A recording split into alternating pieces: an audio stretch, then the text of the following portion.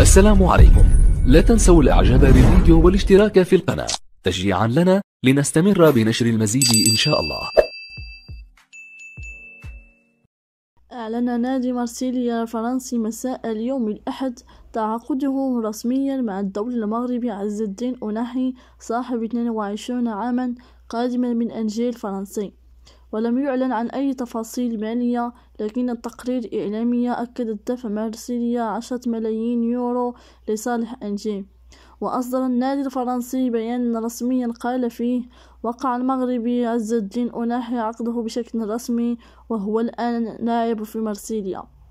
ونشر الحساب الرسمي لمارسيليا عبر موقع تويتر مقطع فيديو لأوناحي يظهر خلاله وهو يرتدي قميص رقم 8 فضلا عن بعض أهدافه ولحظات تألقه مع المنتخب المغرب.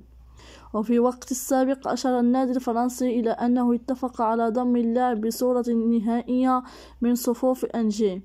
ورغم نحافته خطف أداء أوناحي الأنظار خلال كأس العالم 2022، وربطت وسائل إعلام إسبانيا اللاعب بالانضمام إلى برشلونة.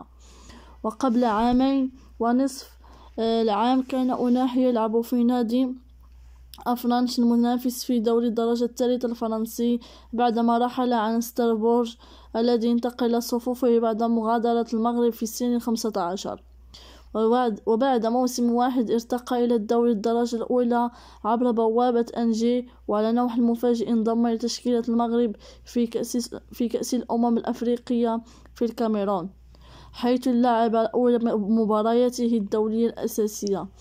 ألف مبروك لعز الدين أوناحي، موفق إن شاء الله في هذه الخطوة.